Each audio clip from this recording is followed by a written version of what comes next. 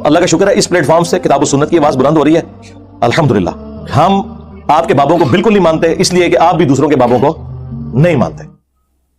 آپ بولتے ہیں جنت میں کوئی جانور نہیں جائے گا, تو حضرت اسماعیل علیہ السلام کی جگہ اللہ نے جنت سے کون سا جانور بھیجا تھا؟ جنت سے کوئی جانور کا لفظ ہی نہیں موجود ہے.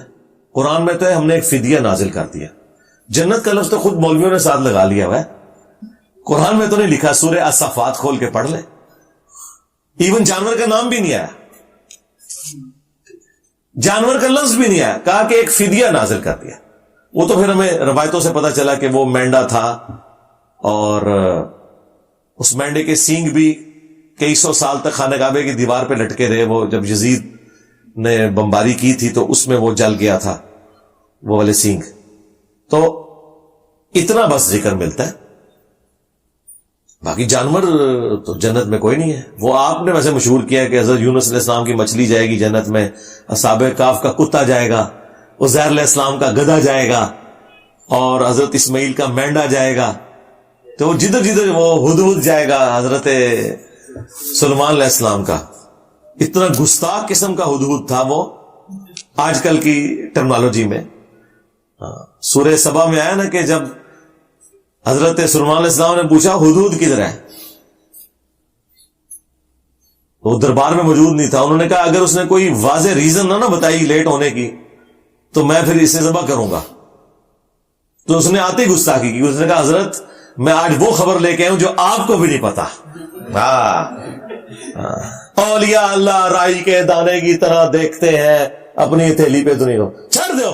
اولیاء اللہ دیکھتے ہیں, میں فارمولہ لکھ کے دینا, دیکھ کے کو پڑھ کے کو ولی بنو دسے. بوڑھے ہوئے سارے ولی اور اینکے لگا کے پڑھ رہے ہوتے ہیں, وہ دل دے حال جان دے ہوتے, یہ اینک کیوں لائی ہوندی چینج کر کے لاؤ نہ دیا اینکا.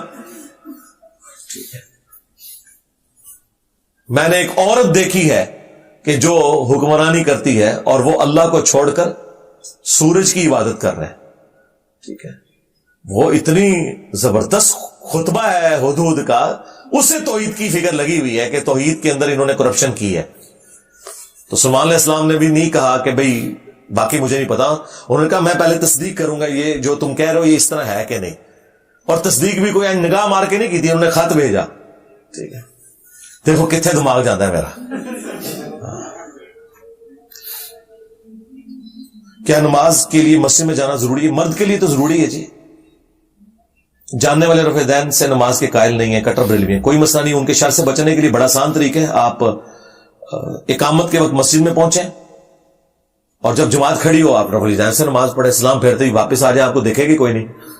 اور اگر کوئی کہہ رہے مان تم تک تو اپنی نماز پڑھے کر منو ویکھدا وچ نہ سدھرو, تسی رخ ہی بدل دیو. انہوں کہ تو اپنی نماز پڑھ رہا میری نماز تک رہا ہے, تو پہلے دوبارہ پڑھ کے نا, تیری تو نماز ہی نہیں ہوئی ہے, تو مجھے دیکھ رہا تھا نماز میں, سنتے گھر پڑے آ کے. باقی یار مجھے یہ بتائیں, وہ حضرت ابو بکر والی بات ہے, انہوں نے حضرت عمر کے سینے پہ گھونسا مارا تھا کہ جب تو کافر تھا اتنا دلیر تھا اور مسلمان ہو کے اب تو بزدل ہو گیا منکرین زکات والے ایشو پہ. تو میں بھی کہتا ہوں جب تک یہ بریلوی تھے اس وقت تک کہتے تھے ہمیں کو وابی ملے گا کاٹ دیں گے, جب توحید ملی ہے تو ان کے اندر سانو ڈر لگتا ہے. بزدل ہو گئے, ایسی تیسی نہیں نہ دی, تھانے میں اپلیکیشن دیں گے خلاف. اگر زور کی نماز کے بعد عصر کی نماز اکیلے پڑھ لیں لیکن بعد میں عصر کی نماز مل جائے تو ٹھیک ہے, پھر اگر بعد میں مل جائے تو دوبارہ پڑھ لیں, آپ کو جماعت کا ثواب مل جائے گا اور وہ جو گزر چکی وہ نفلی ہو جائے گی.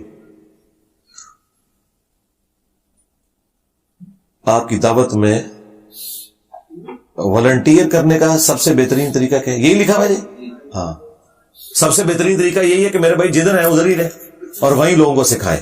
ہم نے کوئی یہاں کوئی فورس تو نہیں بھرتی کی ہوئی ہے, کوئی وردیاں تو نہیں پہنانی آپ کو, کوئی ریونڈ کی طرح مرکز تو نہیں ہم نے بنانا. ٹھیک ہے,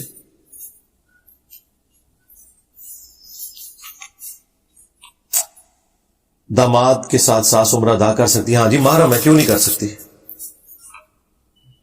ایک پیر صاحب کے مرید جب آپس میں سلام کرتے ہیں تب السلام علیکم یا حیو یا قیوم بولتے ہیں, کیا یہ بدعت ہے؟ جی بدعت ہی ہے نا جی. اس طرح تو آپ پرماننٹلی کوئی چیز اٹیچ نہیں کر سکتے. اس طرح اہل تشیع کے ہاں بھی ہے, وہ یا علی مدد بول دیتے ہیں ساتھ, سلام کے ساتھ یہ چیزیں ایڈ نہیں ہو سکتی. بدعت ہے, بالکل بدعت ہے.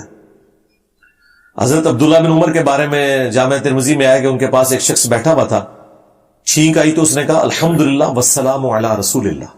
تو عبداللہ بن عمر نے کہا کہ میں بھی قائل ہوں کہ اللہ کی حمد ہے اور سلام ہے رسول اللہ کے اوپر صلی اللہ علیہ وآلہ وسلم، لیکن اس موقع پہ نبی علیہ السلام نے ہمیں صرف الحمدللہ یا الحمدللہ علی کل حال تعلیم فرمایا.